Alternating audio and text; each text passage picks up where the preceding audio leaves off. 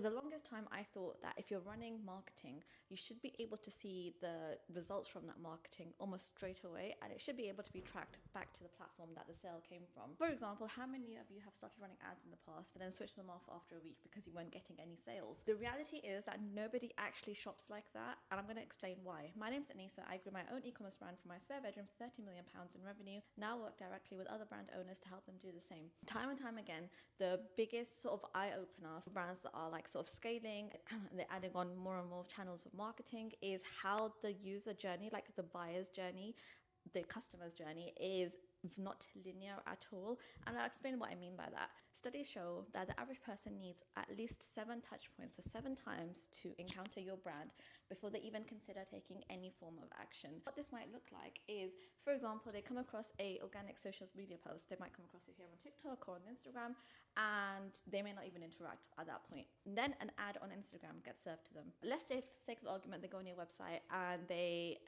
pop-up comes up. Give your email address and there's an incentive attached to that. Even if they're not in the mood of buying, somebody sees like a perceived value or something that they don't want to miss out on, they will give their email address, even if they're not going to utilize that discount code or whatever straight away. You start putting them into a welcome flow and sending out campaigns. Suddenly they might need something that you sell. They do a search on Google. Because you've interacted with their brand across multiple touch points already, you may actually click on your website, and that actually might lead to the conversion. And this example can be used in so many different ways. Say they've never come across your brand on socials before, but they still get served an ad on Instagram. Because they've been shown your ad on Instagram, even if they express any interest on that ad, like they don't even click through to your website, but they maybe read the comments or they just like the post or whatever the case is, then the algorithm's more likely to push out your organic content to them as well. Say it does that, they go on your website, they may not even sign up to your emails at this point, but because they are now tracked as an engaged visitor, as an engaged user, Meta ads, for example, continue showing them more and more relevant ads as they go through the buyer journey.